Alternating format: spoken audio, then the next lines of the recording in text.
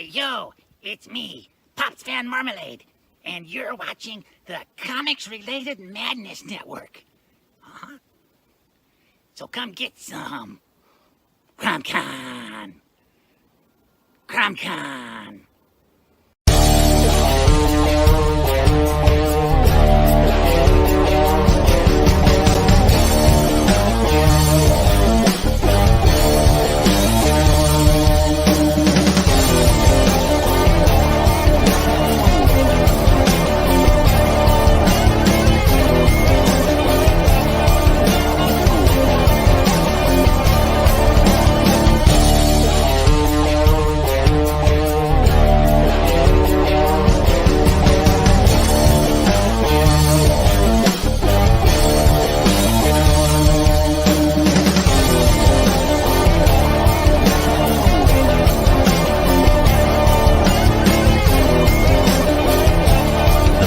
Entertainment Group presents the Madness Comic Network with original programming and additional comic-related content.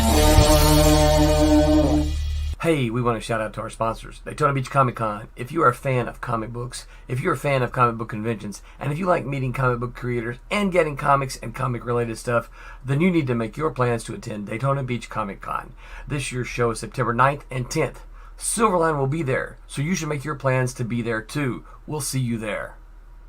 If you like comics and find yourself in the Orlando, Florida area, doesn't everyone come to Orlando at some point in time to see the House of Mouse? But when you're here, you need to make it a point to visit Coliseum of Comics, especially the one on East Colonial Drive. They carry Silverline Comics, even a limited edition Coliseum of Comics version of our comics. So, when you go, be sure to ask for Silverline Comics and tell them we sent you. OCD stands for Orlando Collector Deviants. OCD, Steve and Trish, they're a family of geeks who promote geek things, particularly those around the Orlando, Florida area. They're big supporters of Silverline, and we think you should be supporters of theirs too. Go give them some love. If you are an independent comic book maker and you need to get your independent comics made, you need to look no further than Kablam Digital Printing. They print our books, and they do a bang-up job. They're not only trusted by Silverline, but many, many independent comic book makers. Head on over to kablam.com and see for yourself just how easy it is to have your comic printed by them. And tell them Silverline sent you. Hi, this is Tim TK, host of That Silverline Show on Tuesday. Join us at 11 p.m. Eastern, 8 p.m. Pacific every Tuesday night as we discuss pop culture and the joys of making comics. Hi, I'm Barb Kelber, co-host of Silverline's Wednesday Wham. Join us each Wednesday night as we discuss comics, literature, movies, and anything else that may catch our attention. I'm Roland Mann, and I host Silverline's Silver Sunday. Join me every Sunday at 8 p.m. Eastern as we make mine Silverline.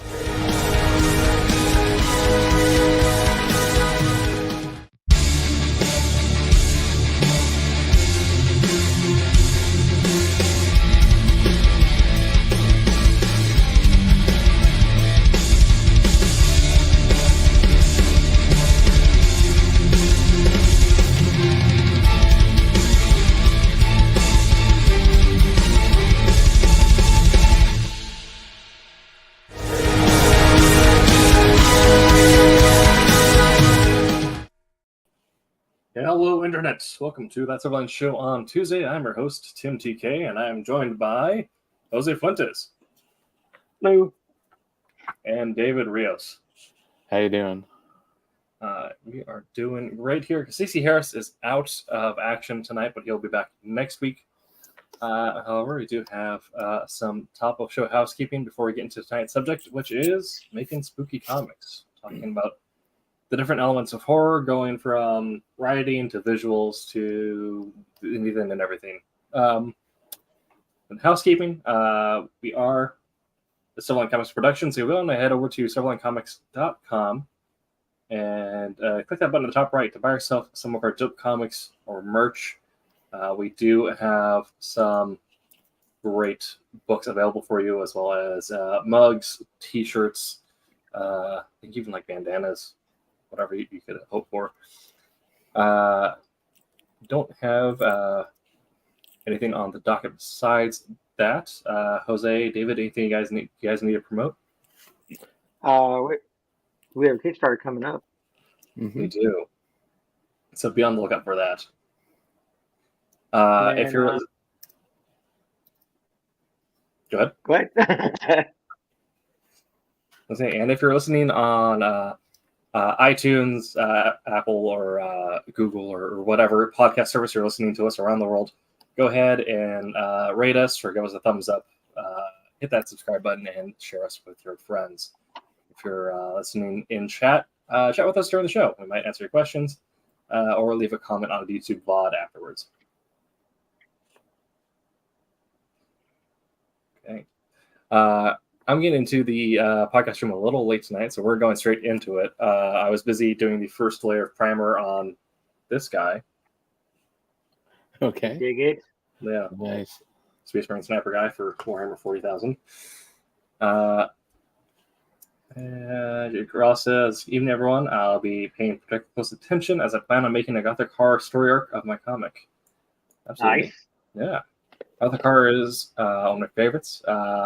And we'll also probably be paying a little bit of attention to that again later in the month as we get ready for our second Vampire the Masquerade one-shot.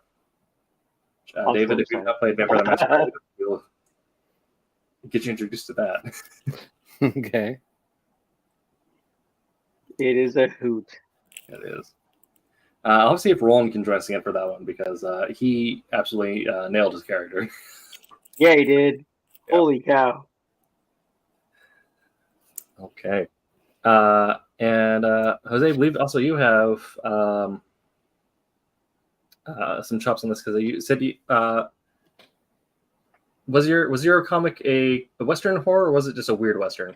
Mine, yeah, it was a Gothic, like a Weird West book. Okay. Yeah. Some Gothic elements. Which I enjoy. I'm a huge fan of Westerns. I was a huge fan of Deadlands when it came out. Funny enough, I never got to play it until I went to art school, and then I got to actually play Deadlands, and it was a blast. I read the books. I read the RPG books for it, but never got anybody interested in wanting to play. Oh, dang. Have you seen or read Deadwood? Yes, I think I've seen a little bit of the first season. Yeah. Okay. I've seen all of the seasons and the movie. Have you? Nice. Of Deadwood. Yeah. Good. Okay. So I think we'll open up by introducing our connection with horror. And for those of you who don't know me all that well, I do have a bit of a slurred speech just to do how fast I talk sometimes. So we'll clock how many different ways I can pronounce horror during the course of this podcast. But it's awfully close to some other things. I just realized what I was like, what is he talking? Oh, wait. Yeah. All right. Okay. So what is, as either creators or enjoyers of comics and media, what is your relation with the horror genre?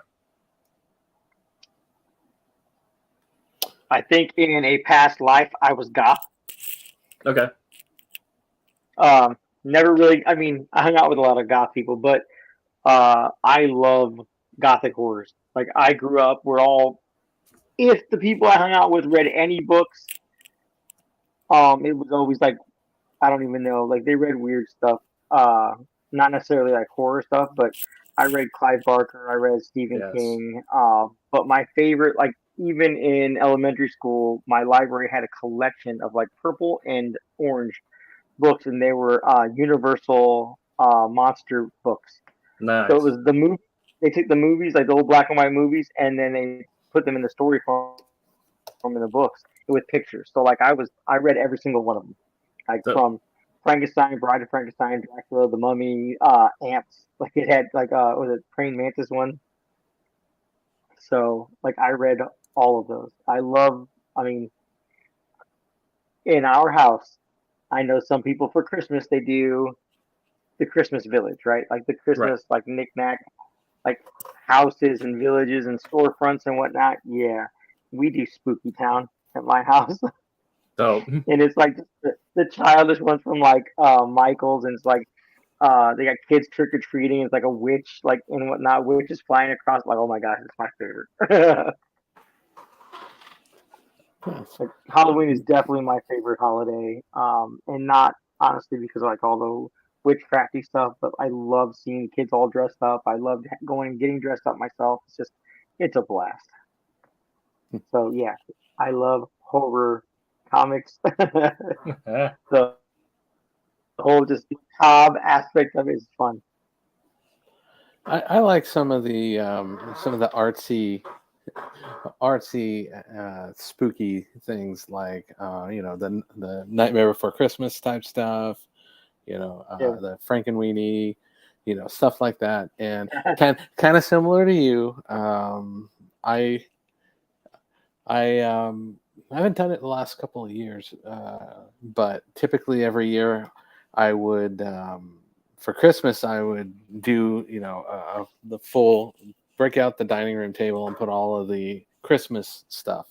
But what I started to do before that was I started to take, prior to that, and start putting all the Halloween stuff. But everything is all done in Lego. So I have all the winter villages, but prior to that, I have all of the a lot of the Halloween stuff. So around, I think it was 2015, 2016, they came out with their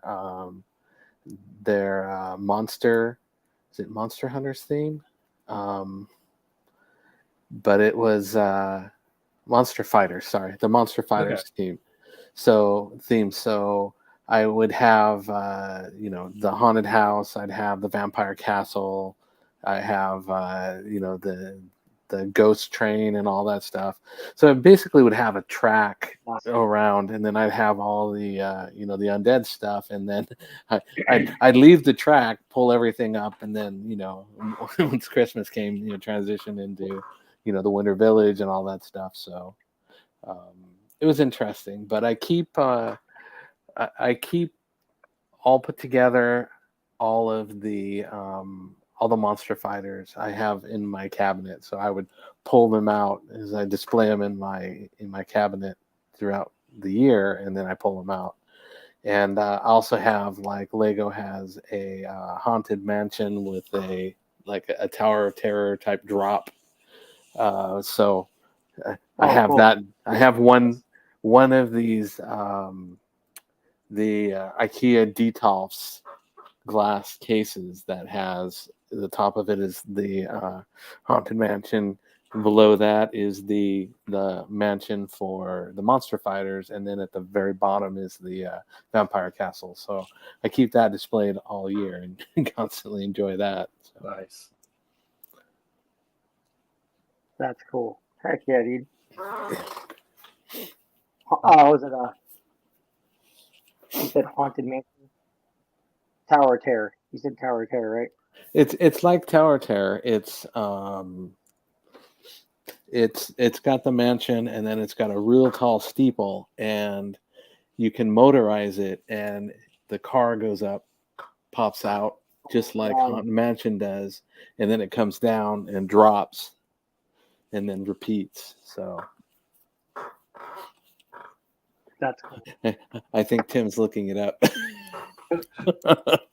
I just lost my notes. I have to get them all back up. Jake Rouse is already sharing some great questions, which we'll get to in due time, so don't worry about that. My religion of horror is it is my favorite. It is part of my personality. Halloween's also my favorite holiday for all the spooky stuff that happens.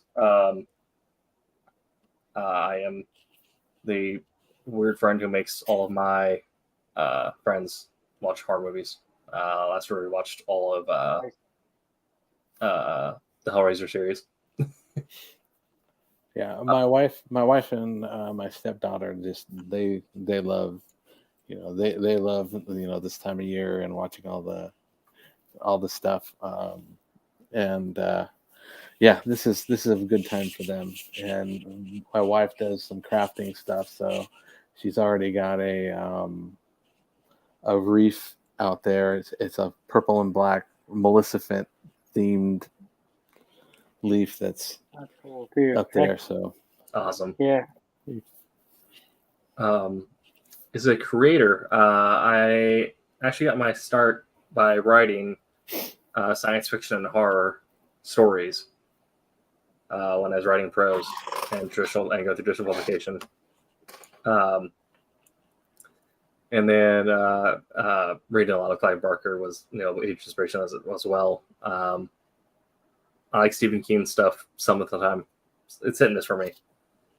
But it depends on the story when it comes to Stephen King. You know, I mean, some are hit or miss, some are good, some are not so good. Mm-hmm. And currently I'm also working on a horror comic, which we can't really give out too many details, but that does come out through Silverline. I haven't been able to get Roland to approve it, making it our first R-rated comic as much as I want, but it is going to be. We've had stuff that tickles the horror genre, but this is going to be a truly horror story in the traditional sense. Taking a lot of my love of monsters and Lovecraftian storytelling to write this, so I'm enjoying it. One of the things that I really enjoyed was the I'm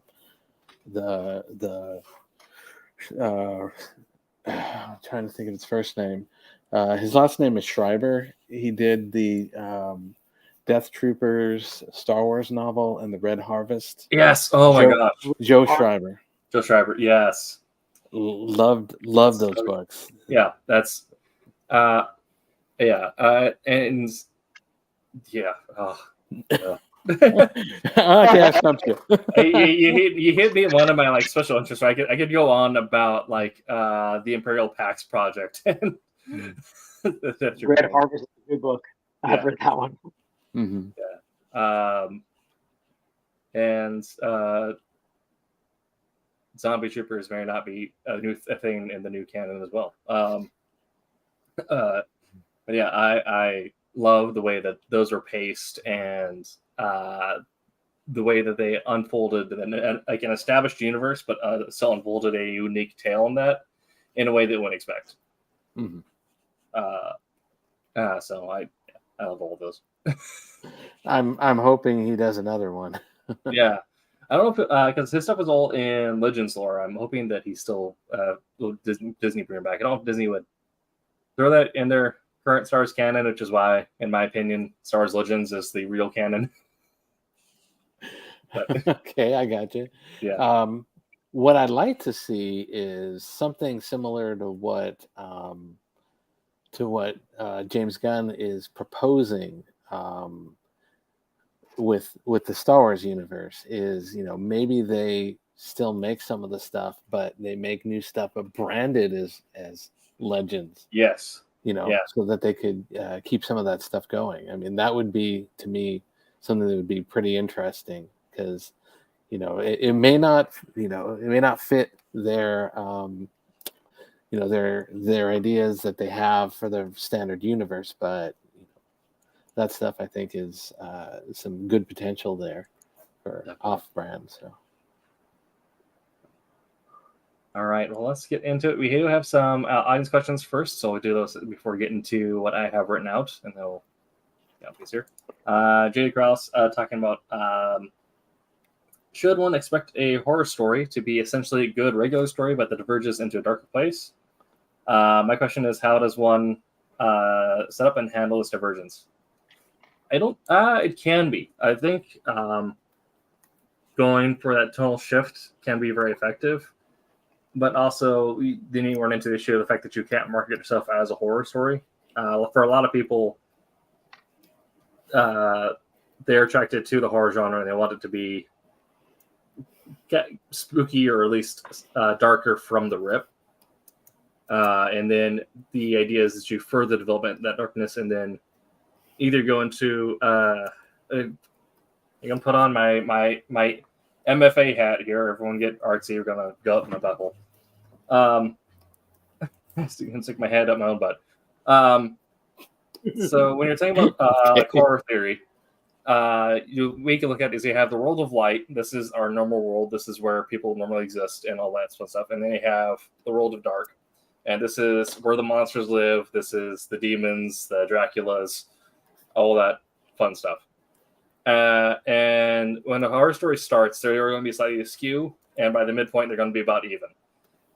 Some stories, like if you have a story where all your leads die and the monster wins at the end, or anything like that happens, you have a complete inversion where the world of dark then ends, and the world is in a worse place. Or you can have a counter reversal where thinking in tropes here, the last girl escapes at the end, or they kill the thing before it can escape the base in Antarctica. And then you end up with the world of light going up. But when you're starting out, for a lot of times, you're going to be already slightly askew. So the world of light is going to exist, but you look at things like The Thing or Alien, you don't necessarily see the monster or know what's happening for the first act. But that sense of dread and omen is almost immediately set upon you, knowing that something is going to go wrong here. And then just waiting for that thing to happen. So as a writer handling that divergence, I always look at it as what's something that you can foreshadow, that either you can be a trick out that something else is going to go wrong,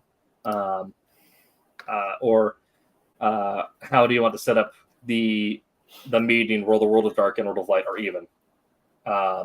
So you're getting to a point where the monster has invaded the world of light. So what's the point that you're going to lead into? How can you build dread from panel 3, page 1, essentially? I don't know if you guys have any other thoughts on that, or even from an artistic perspective, how do you essentially set up that horror story at the beginning? I think from an artistic point of view, I think limiting the amount of color you put into a book, because I know there are several books that are like that, where it's like the colors are very limited, if at all, right? Mm-hmm. And the transition of color and between, like, you have the regular world where things are all bubbles and rainbows and everything's like good, and as it transitions into like the macabre, into like the dark, as the dark starts bleeding into the world and whatnot, then the colors shift. Your color dynamic, I think, shifts. But it should be like that with inking as well. If you're doing like, oh my gosh, we're in college, we're gonna go on spring break, blah blah blah, your inking should be light. So that the colorist can add those colors and whatnot. And then as it transitions into like, oh my God, 3 people got cut in half. The inking, the spot black should like increase to just create that ambience of like, if you're in a room and it's dark out, there's only one little light, you're gonna be scared, like any normal person would, because everything else around you is dark. It's the idea of the encompassing abyss, right? And so you add more blacks, more spot blacks, to kind of give that same effect when you're inking. That's my yeah, I agree, particularly with the inks. Definitely going through and maybe a heavier hand in some of the details, whether it be more in the backgrounds, pushing things back, or even on the main character, darkening some stuff up like that. One of the things, kind of along the lines with what Jose was saying, is with the colors, you're doling. So one of your effects could be more gray tones, stuff like that. But then you're also talking about more monochrome type coloring. It could be some not vibrant, kind of washed out yellows, some blues, things like that, to kind of establish that the type of theme. You're obviously not going to go with pastel or really bright saturated colors. You're gonna, tone things down and maybe use harsher light sources to kind of get that division between the two. So Definitely. And just the tones aren't changing for the story's tone. I think usually they go hand in hand. Sometimes the art will be the lead-in, like that'll be the sense of omen. Classic Gothic Western thing, the guy walks into a town and you have a blood red sunset and knows all the trees are dead. And then from there, you can start setting up the dialogue and all that. But the art tone is the story tone essentially in comics. They should work hand in hand almost all the time unless you're doing something funky with juxtaposition, which can be done, but it takes a lot of coordination with you and everyone on the teams to figure out how you want to make it funny, and are you doing it as a way to you almost always see it that way when you're setting up something that's absurd rather than something that's gloomy.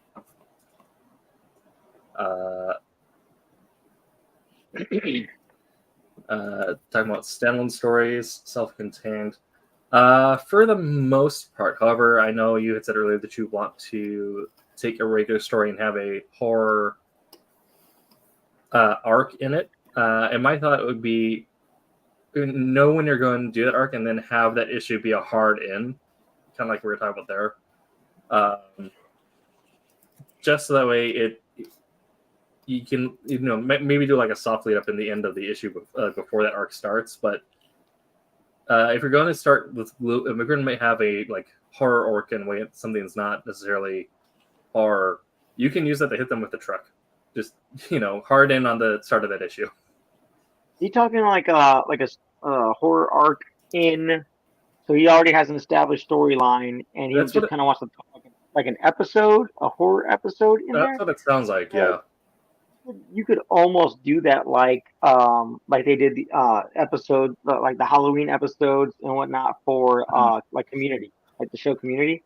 Yeah. It's kind of like an offshoot run, but maybe it's like I said, the main characters are like it's a night in watching movies and whatnot, or they're telling stories, and that could be like you're into your horror, and then you do the whole Michael Jackson Thriller ending where at the end you wake someone up. You know what I mean? Yeah, it is like that. Yeah, I think if you want to do if you have like a horror villain, also look at how the X-Men handled villains like Necrosha or Dracula, the vampire things where like you might have a soft into it where like we're the end of one issue, where is Storm? Start the next issue. Oh, Dracula's eating her. Okay. Things like that where you might a character might go missing thing before, and then you come back like, oh, Jubilee's now a vampire. That happened. But have that moment where you have maybe a soft setup and then a hard end on the next issue, just to really subvert your audience expectation, but also let them know what they're getting in for, because it may not be everyone's cup of tea. Some people may, but also then for people who are into horror, hitting them over the head like that will probably be more exciting for them because you're just punching them in the face with it. Dutch angles, that's a question. Depends.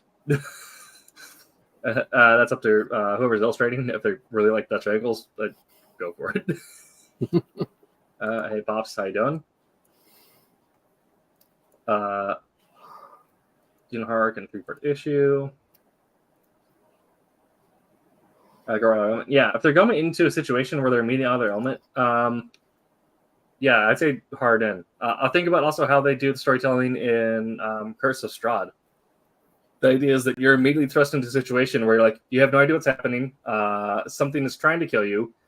Also, there is an ever-present fog that you can't escape. Well, Archie did that. Like Archie embraced the whole horror aspect as well, like the Archie comics. Mm-hmm. Was it Dan Panasan?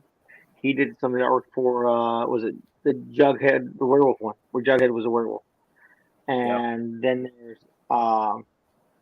Veronica was a vampire. You know what I mean? And they're still stories. They're not necessarily in like the timeline and whatnot, but like they're like I said, they're offshoot stories that have sequels in and of themselves. You know what I mean? Mhm.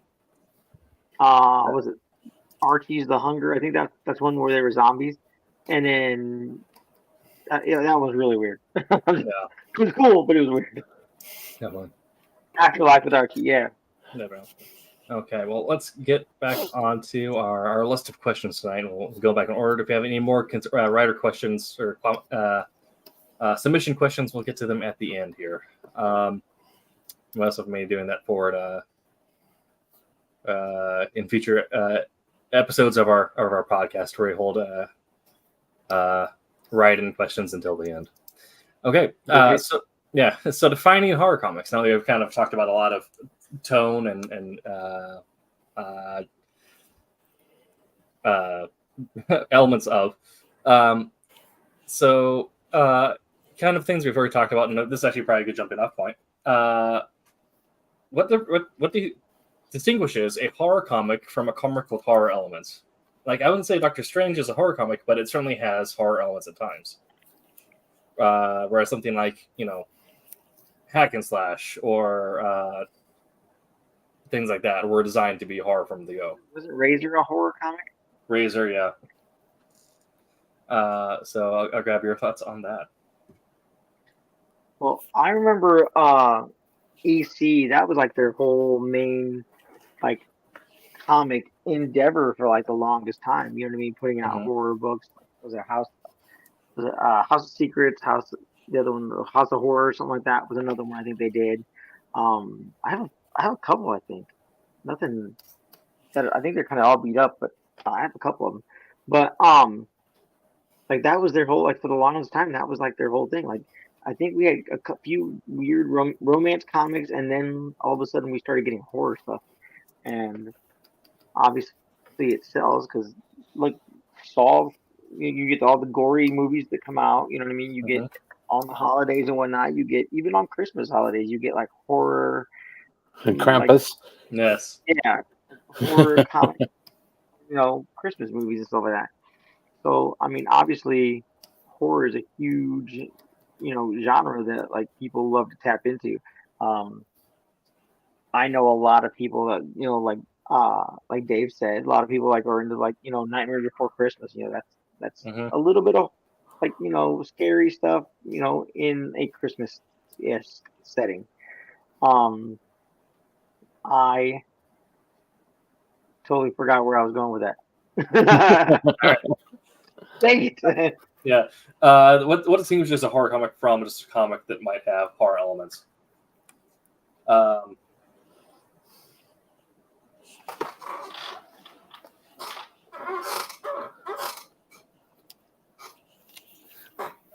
My thought on that is that a horror comic is something where looking at the central themes, one of them has to be dealing with a core universal fear. And this is something that you kind of learned in high levels of writing classes, but also there's books on it. But the idea is that you have Maslow's hierarchy of needs, right? If you invert those, you get what essentially are like core fears, or the things that humans have picked up during our time existing as people, which is you have, instead of like shelter, you have invasion of home. You have, instead of health, the invasion of body. Instead of mental well-being, you have an invasion of control, or an invasion of possession. Not being possessed, well, that deals more with control, but your actual possessions, if you have, or people that are close to you, people that you have, like, you possess a relationship with. If you're, so tapping into those ideas of like shelter, well-being, health, or community, if you're now doing something that it directly threatens one of those, and that is it's not just like a one arc theme, that is the core theme throughout the entire property. You have different ways of handling that. You have slasher movies that obviously deal with like an invasion of body, because it's, people are getting their limbs chopped off left, right, and center. But it's very violent right up the forefront. Or you have things closer to classic like werewolf movies where it's the same idea, only it's the monster is in the night. You can't see it until the very end when it eats you, right? So you can handle it in different ways. But yeah, inverting your core needs into your core fears, essentially.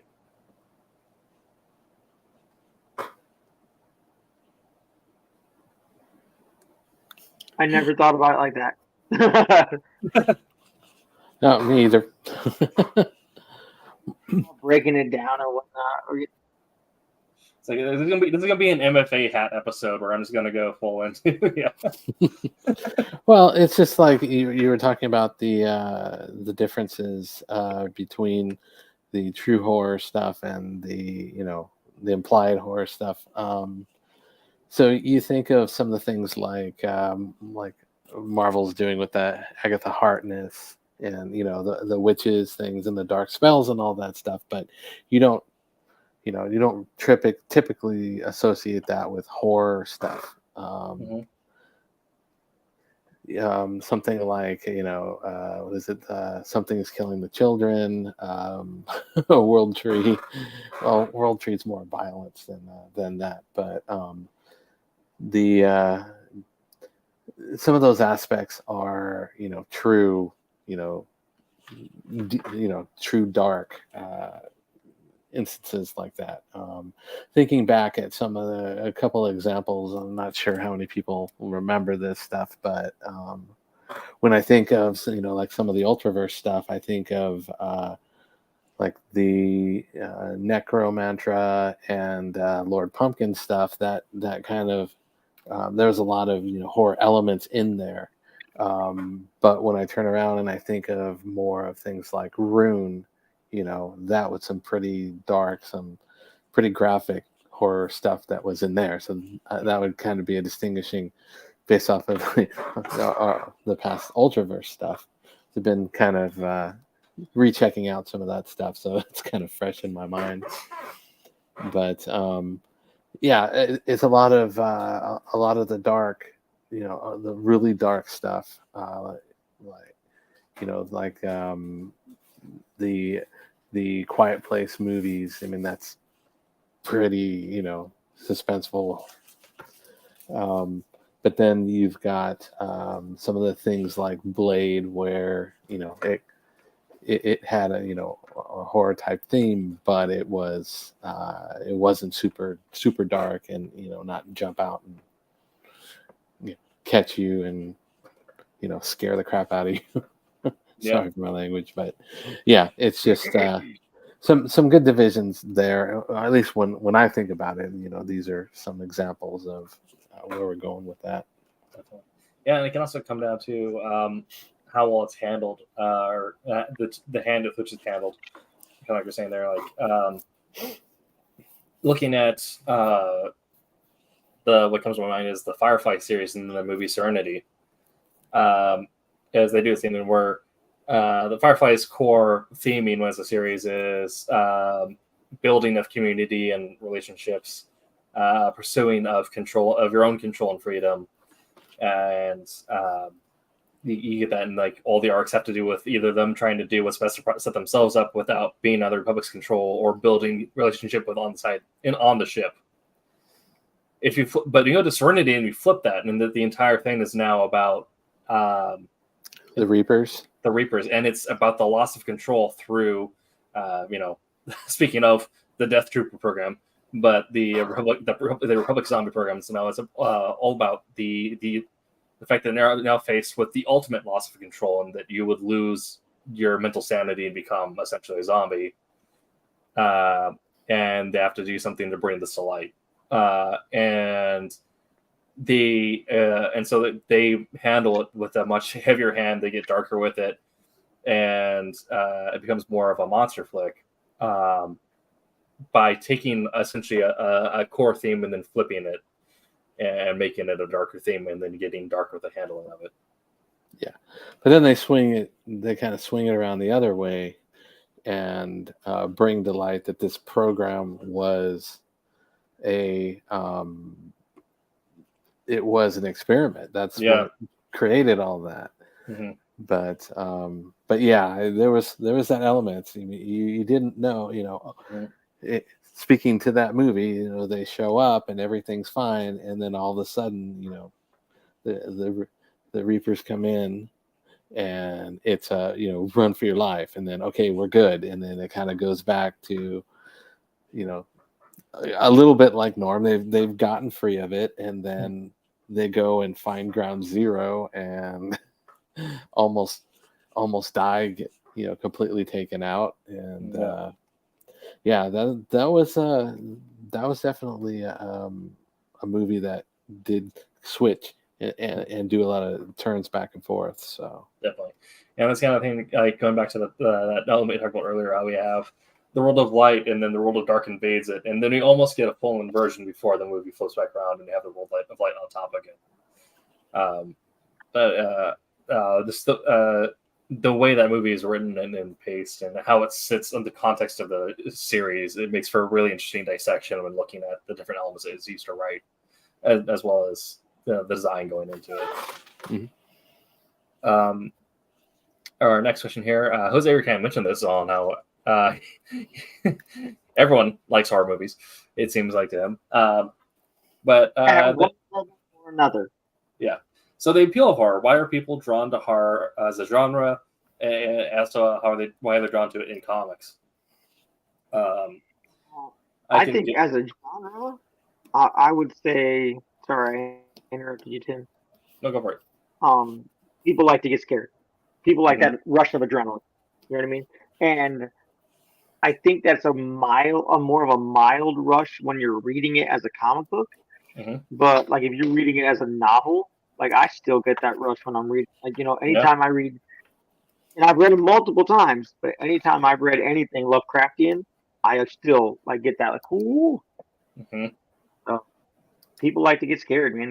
They like that rush of adrenaline. I interrupted you. Go ahead. No, say this is also something that got covered in in MFA classes, so I can get into the science of it more or less. But I also wanted to grab your perspectives as people who are less pompous than I am. But yeah, it's the same reason why people go to haunted houses. Yeah, you know what I mean. Go to like back in Indiana where I'm from, we used to like every time Halloween came around, we knew that Niles, Michigan was going to have the Niles Haunted House, and it was a huge house, and they actually partially built a couple houses on land so that they can use it every year for haunted house. But yeah, like how many people flock to those, not just because it's the holiday season, but because they want to be scared. They want to jump out of their skin. Mm-hmm. So I think that horror movies, horror comics, I think they're always going to have an audience. You know what I mean? Was it Fearless Dawn? There's a book called Fearless Dawn, and that's almost the whole thing is like all macabre-esque. You know what I mean? Like weird looking, like kind of weird looking sexy ladies. But the artist is Steven something, I think. But he like it's all zombies and Frankenstein monsters, stuff like that. Even in their like regular run that they're doing. But and then another book like that is coming out. I think I'm not sure what company put it out. Was gosh darn, there's something macabre, and then I even have the book. Stuff of Nightmares. Mm-hmm. Like it's the whole thing like throughout the year for all as a regular kind of ongoing series. You know what I mean? People are still picking that up. I know I am. So, and Dave mentioned Something's Killing the Children, and there's one Lost Children or something like that. It's a book about kids that are vampires. Yeah, you know what I mean. And that's one of my favorite books. I've got the whole thing so far. Nice. But that one is done all in black and white. You know, Oh. there's like no color in that. So it's all black and white, and then some gray tones, you know, just for ambience and whatnot. But that's why I like it. I like it because it's in black and white. I think when you read a macabre story or a scary story of some sort, like Dave said, you know, having things be, you know, like single colored or whatnot. I know there's a word you use for it, and I just drew a blank. But Monochrome. like even monochrome. Thank you. Mhm. I was like monotone. No, that's speaking. I don't remember what it was. But it having them in black and white, you know, it just sets such a mood. You know what I mean? It just sets like you know the tone you're going into when you're reading a book that's like black and white and gray tones. I feel that that's where they went when they did not Werewolf by Night. Was it Werewolf by Night? Yeah. Yeah. Oh. Though they just the entire movie was done in black and white until the very end. You know what I mean? When daylight came, color returned back to the movie. It was such a great freaking tool to use.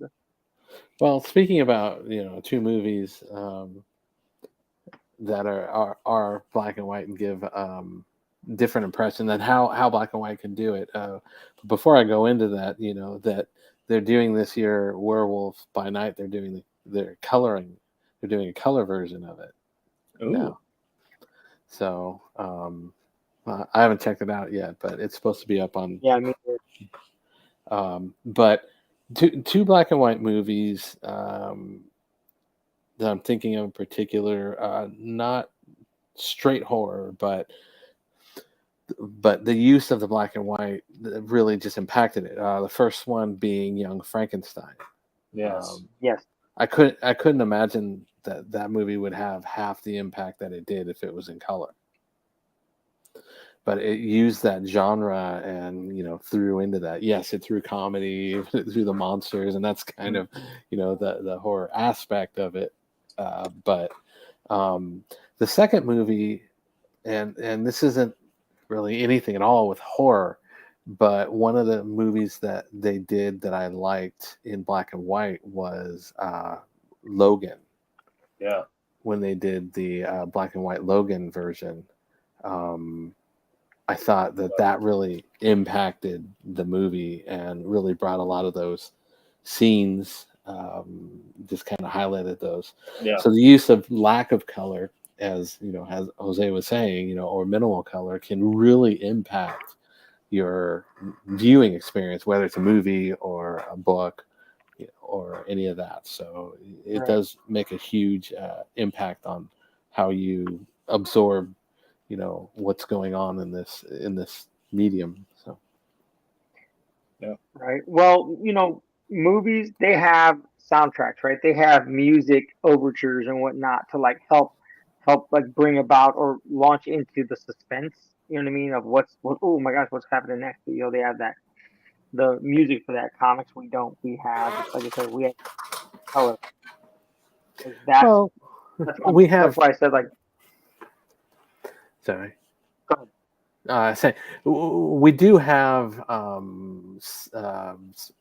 word sound effects like shatoon, you know, Right. and creaks and stuff like that, in addition to the color. So that also helps, you know, from a writing standpoint, inserting those type of elements to establish the mood, in addition to, you know, the penciling, the inking, the color, and all that stuff. So. And not even just sound effects, but also just letters in general. Something that I have a panel that I kind of want to insert it into to try it out, but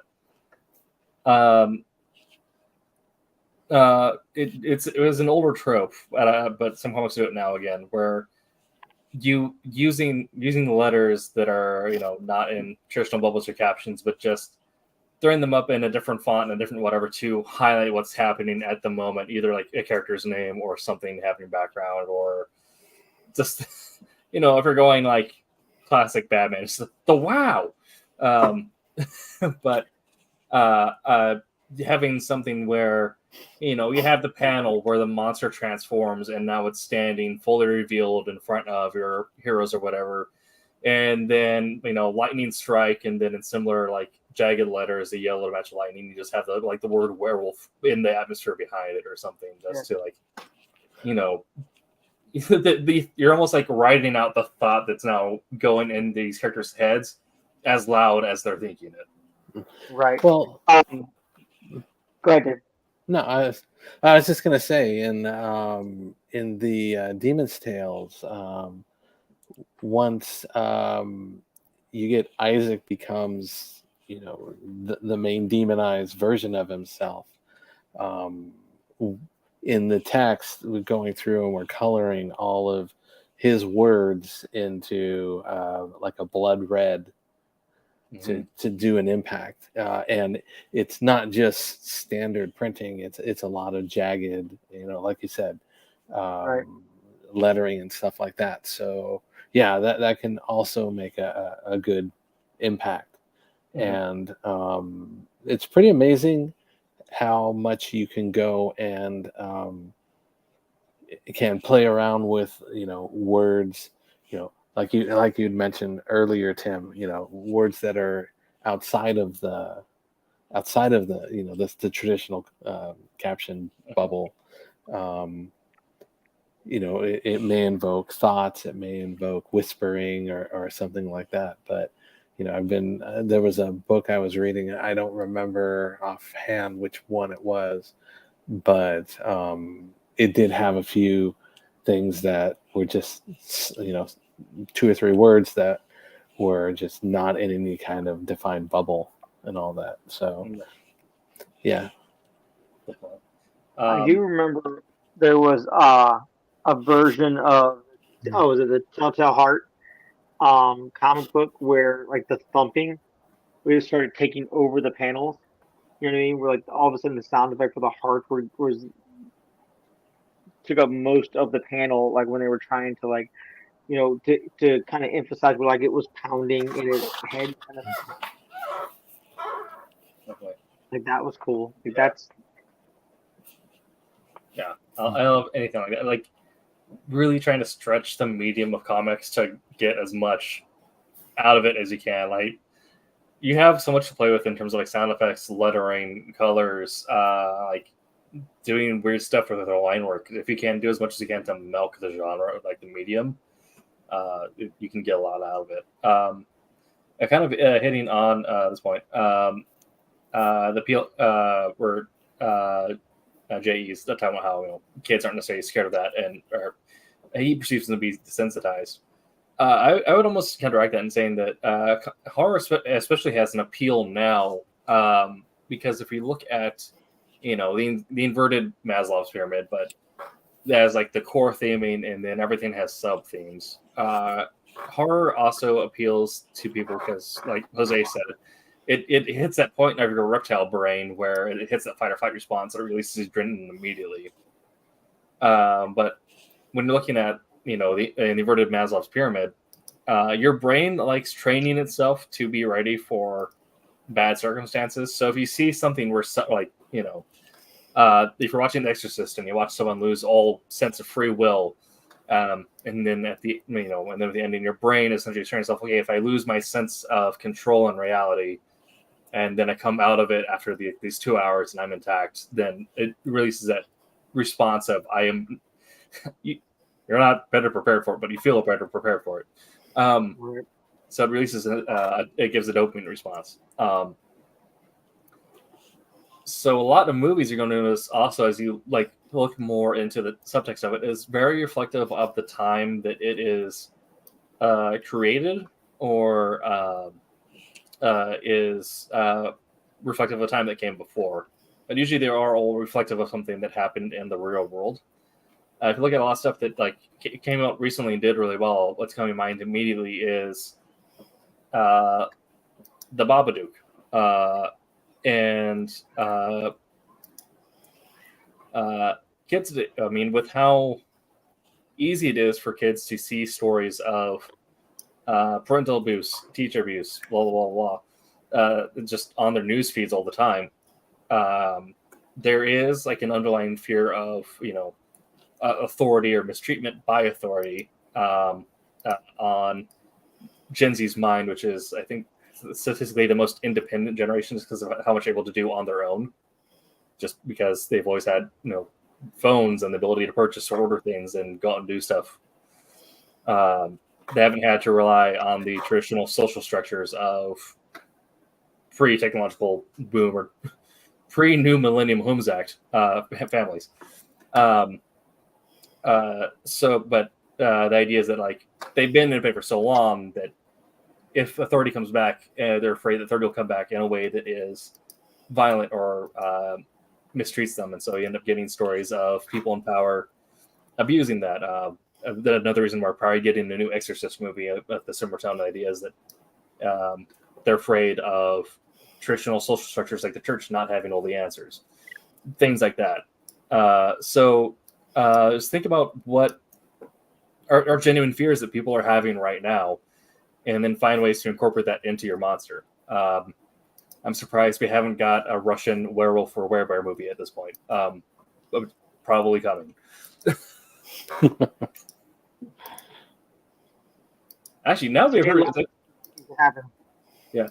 now would be a perfect time for someone to make a movie based on the Russian sleep experiment. Based off of what? The Russian sleep experiment. Have you heard that story? No. Oh yeah.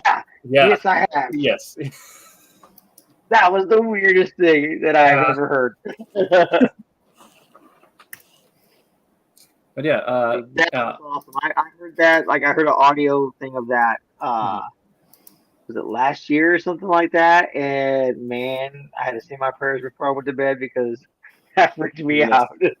Oh yeah, but yeah, I mean, like when you're like you're like looking at like Jason Voorhees, we didn't necessarily have the same levels of technology access to, but the idea of like dreams and imagination used to be more vivid because of that. The debate a little bit and whatever, but for the most part, technology has hampered ability to dream. And for some people, having runaway imaginations or runaway dreams, it felt weird and it was kind of scary. And so that's how I ended up getting the idea of like, well, you had like some cultures that thought that like dreams were actually you stepping into different worlds, and some people developed fears of that. And then Jason Voorhees was a manifestation of those fears wrapped up in all the horror of being a kid on a bike, essentially, at the time. They were like, you're also kids in the 80s and early 90s are very independent. Like mid 90s kids are actually like more dependent than kids again before them. Because it used to be that you just kid turned 6, throw them on a bike, send them out for the day. And it used to be a thing. Like, I don't feel it's nearly as prominent now. I know that when my kids were little, me and my wife did it with them, but only like the first 2 kids, and I think only for a couple of years. But you used to, like, during the summer, you send your kids to summer camp. You know what I mean? That was a huge thing in like the 60s, 70s, even the 80s. It's like, oh yeah, we're sending our kids to summer camp. You know what I mean? So like the idea of sending them to summer camp and then a story about someone killing kids and whatnot at a summer camp. You know what I mean? That is just, man. It's messed up, but also that is one of those back of mind thoughts that a lot of kids and a lot of parents had at times. Like, oh, what if something bad happens? And so like a lot of good horror works by pulling those back of mind scares and pulling them to the forefront. Even people don't necessarily need to be religious to be scared by an exorcism film, or even like any level spiritual, because what can be the scary thing, like the demon or whatever, can also be a metaphor for people in power or things like that. So I think in this case, like, it can be a metaphor necessary for as a looks like there's a lot more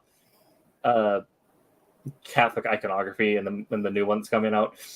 So it could be a metaphor for, well, what if the Catholic Church doesn't have all the answers, or what if it is themselves doing something that is, not to get on. We're not getting into any of that, but the fear is, what if people in the power that the church holds are the ones actually doing the bad things? And so you end up playing into that metaphor by creating this narrative. And that is something that, no one likes being lied to, and no one likes the idea of someone in power lying to them and then them believing them. So if you can, or knowing that people in power don't know what they're doing. So if you can use the idea of like an exorcism story to play on those fears as well. The idea of, people in power misinforming you intentionally and then you being suckered into it, things like that. Kind of that your comment there is correct. You're mixing supernatural and reality to create one horror story.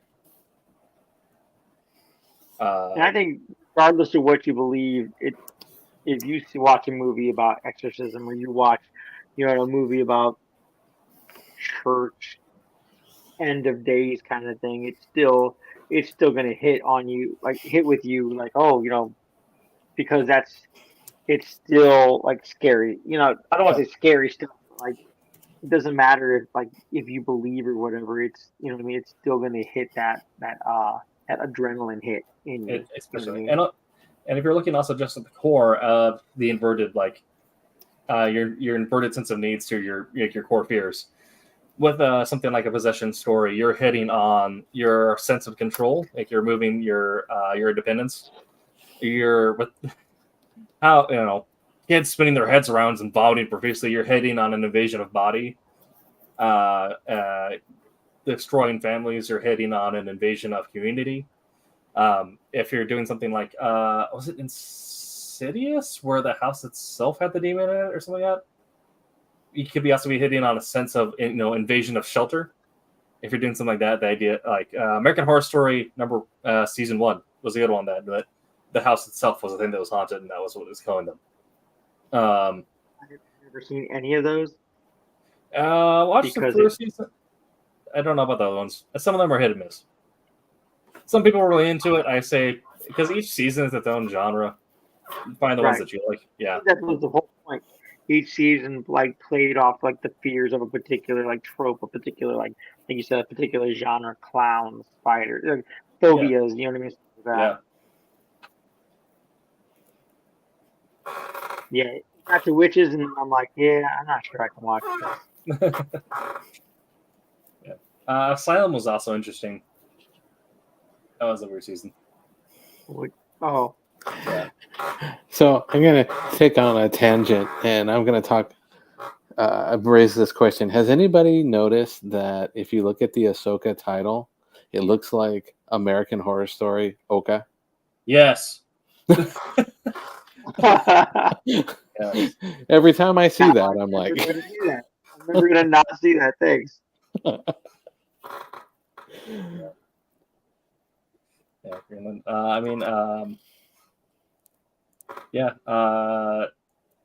Any sort of end of day story or apocalypse is also can be effective. Some of them can get overdone if you go over the top, but a lot of them, when you deal with the fact that you're essentially hitting on all of your core fears all at once, and the idea that the end of the world is the end of everything. One that I think really well was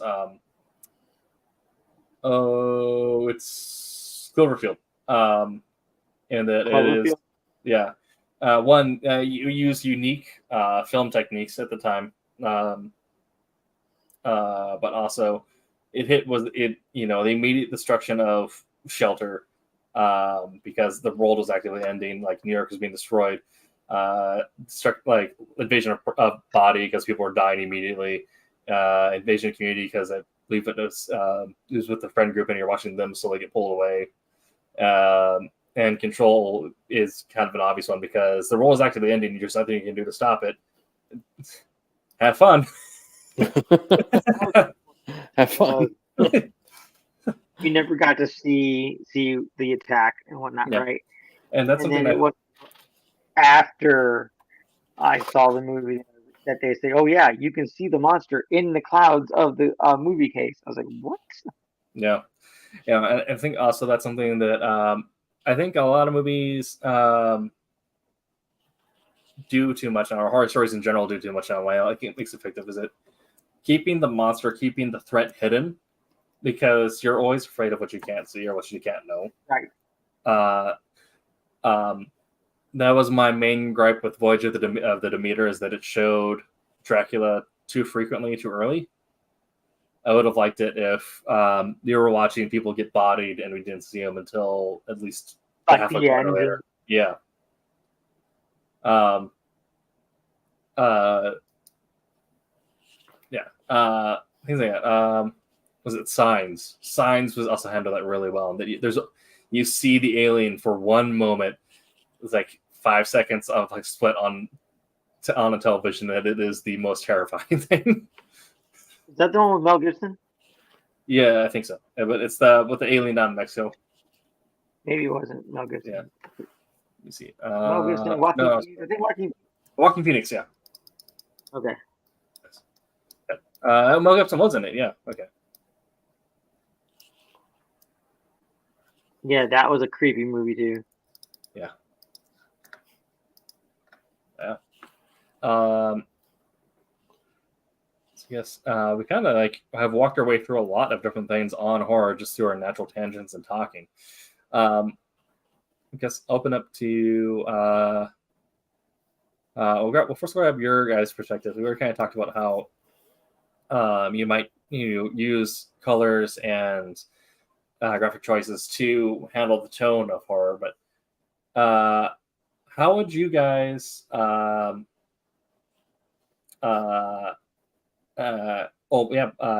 creep factor body horror. Body horror is exactly that. It is that invasion of body, and it is in the most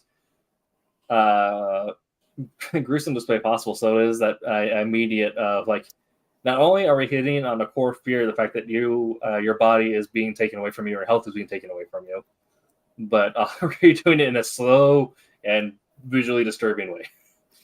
And what makes it visually disturbing is the fact that it is a core fear that humans just have because reptile brain do reptile things. What are thoughts that you guys have, or things that you wanted to hit on for visuals in horror comics? If there's any last thoughts you have on that. Well, one of the things I like is the use of like stylized themes, like you're not just looking at an orchard. You may be looking at an orchard with a lot of hanging moss and things like that, and all those little details tend to add more ambience to it. So you can sit there and show a broken down cabin, but maybe if you're showing something that's more distorted, that's another kind of an ambience thing. So all the little ambience, not just colors, not just inks and stuff like that, but a lot of stylized or insertion of stylized things, or things that you can incorporate that may be hinting that something's coming. Maybe it's an impression that, if you look at it once and go back and look at it again, maybe you see, an impression of a ghost face in there, or, maybe a rock formation looks a lot like teeth, just the way that things are set up. I think when you insert a lot of those, or insert in the right place, not necessarily just throw it all in there, but if you're placing things very well, I think you can really use that to your advantage to get your point across.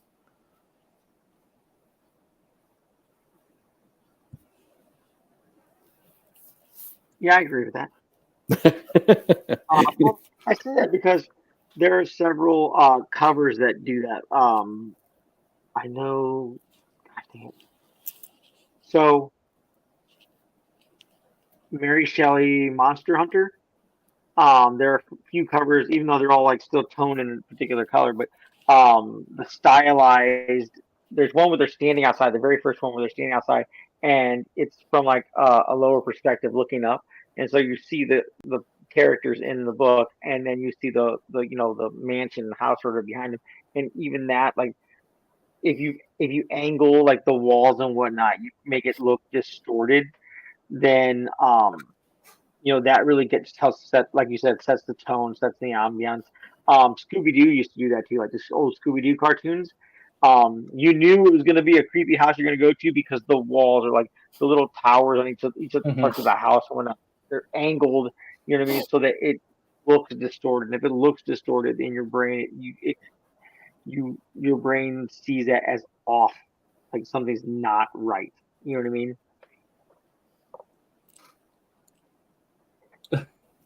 We're all reading this. I'm there. No.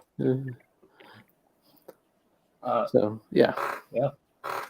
I'd say from last couple thoughts from a writing perspective, we talked about how you want to make sure that you're, and I would say in horror almost more so than any other genre, your theming is going to be the most important, because you're going to want to hit on something that is an actual fear for people, and then tie it into something that can be based in reality, even if it is a science fiction thing. Like look at Alien, and then like how they handled matters of family and children, and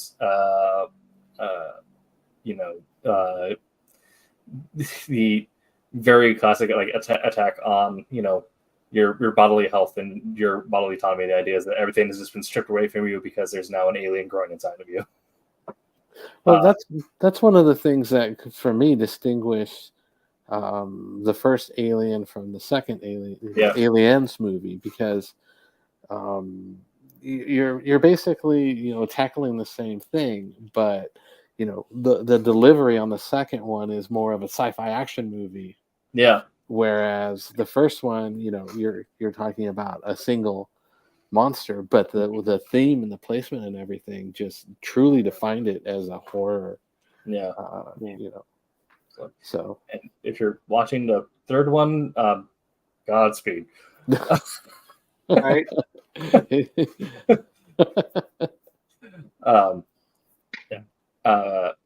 only get weirder after that. They do. Some of them in a fun way. Alien comics, actually, the ones that are published by Dark Horse, very good. Those were cool. Yeah.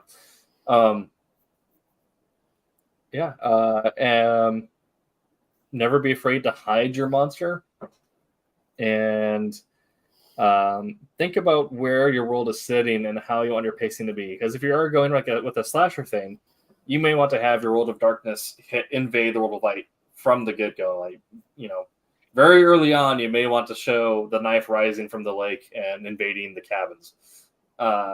Or if you're doing something more of a slow burn, maybe more of a psychological thriller, you may want to have me slowly talk with your artist, like, I want to slowly increase the dread factor as we go on, increase the creep as we go on. But be very conscious of those choices you're making in the pre-writing process, and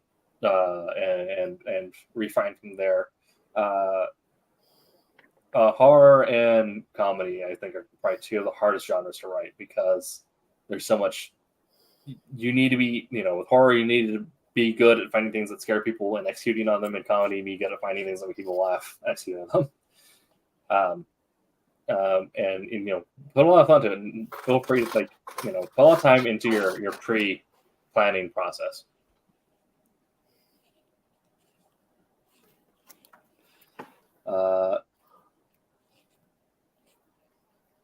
Yeah, that's about all I have for tonight. I have You got a weird look on your face, Jose. It's like his eyes are darting back and forth. My screen. Something start. He's thinking. Say something to start knocking at his door. No, I've had that. Weird. No. Oh, another thing. I can't remember. The one person who directed Saws 2 and 3, not the sisters who did 1 and the other ones, but I can't remember his name, but he's a Full Sailor. And he graduated through the creative writing program. But he one thing that he talked about that I also believe is that if you can find a way to make people scared of a particular object in their day-to-day life, that can also be very effective. There is a movie, I think it's called Reflections. Is it Keith Sutherland? It was really hard to look at a mirror after that because the monster was living in mirrors. Yeah. Things like, Dark Skies, you have a really weird like relationship between freckles and like gray skies at night. But if you're also like talking about like technology, everyone's like, our use of phones or phone addiction is something that's been in constant conversation for the past 5-10 years. So using that as a basis for horror is also that's what VHS was. That's what The Rain was talking about media and technology and all that at the same time. Yes.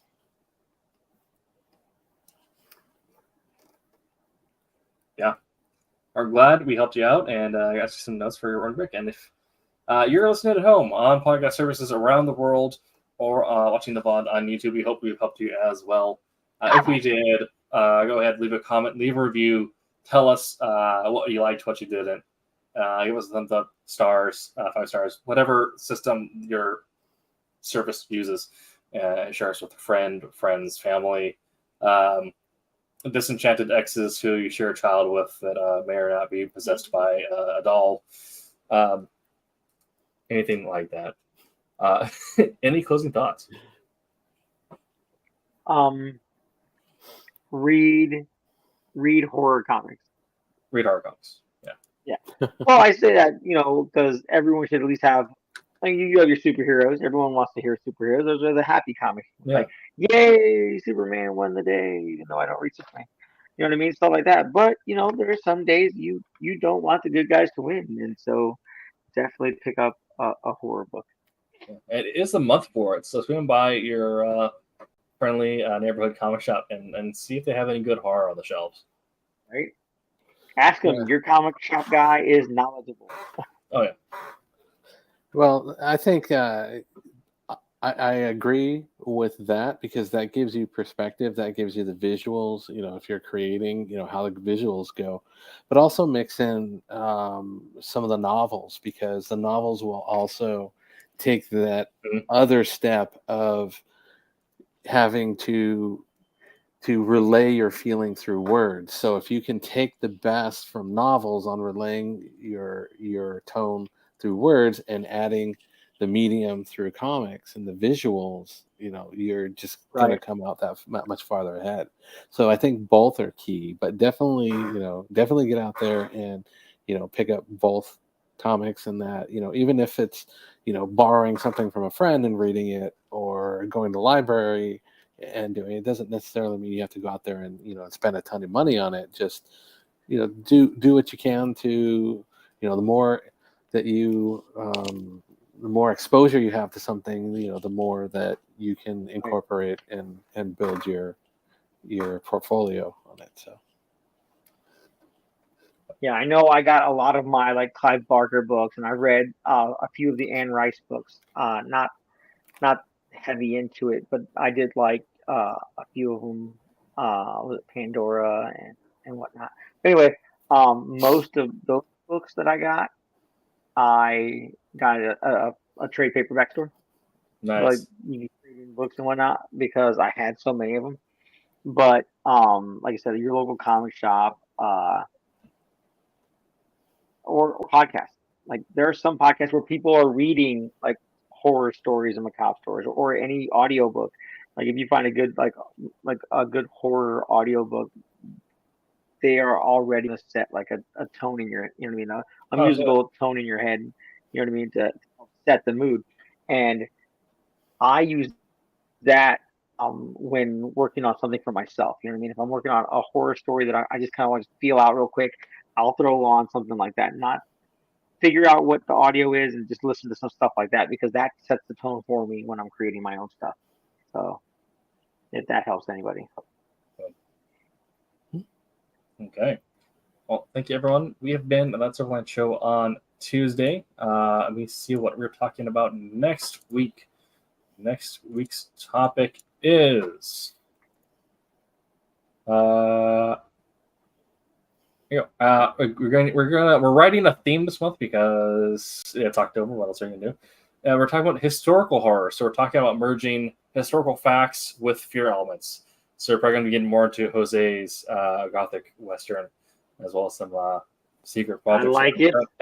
I'm currently working on that. I don't know if we'll be able to announce soon. Hopefully, I can announce it soon. Actually, is your comic available for purchase anywhere, Jose? Because we might as well plug that while we're here, if we can. Is there what now? Is your Gothic Western available for purchase anywhere? Oh man, no. I think I only have one left. All right. I have the pages. I have them digitally on a hard drive somewhere. I should reprint them. Good. Well, that'll also be something to track throughout this month, I guess, is how soon Jose gets his pages either to Tommy or onto Comixology Originals or something like that. All right. Well, we'll see you all. Awesome. Yeah, definitely. We'll see you all next month, but until that time, remember to make mine Silverline. Mine is still missing. I failed now. I'll get it next week. All right. Good night, everybody. Night. My name is Ross Ritchie from Boom Studios, and make mine Silverline.